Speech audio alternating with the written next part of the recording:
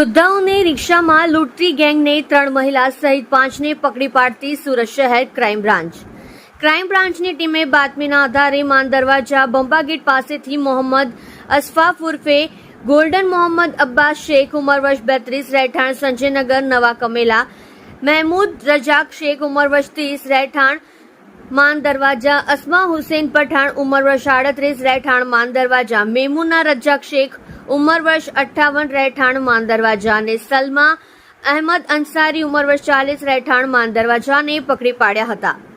પોલીસે તેઓ પાસેથી 1.16 લાખના સોનાના ઘરેણા, રિક્ષા, 6 મોબાઈલ, રેડિયમ વાહન નંબર પ્લેટવાળા સ્ટીકર મળી કુલ્લે રૂપિયા 2.13 લાખનો મુદ્દામાલ કબજે કરી લીધો હતો. આ ટોળકી વૃદ્ધાઓને ટાર્ગેટ કરતી હતી.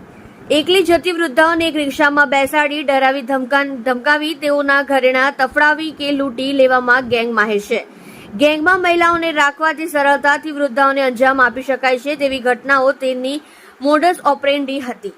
પોલીસ પકડીને ન શકે તે માટે ઉધના દરવાજા પાસે પેઇન્ટરની દુકાન જઈ રેડિયમ નંબરવાળા સ્ટીકર બનાવડાવી ચોરી કરવા જતા પહેલા રિક્ષા પર ખોટા રજીસ્ટ્રેશન નંબરવાળા સ્ટીકર લગાડતા હતા.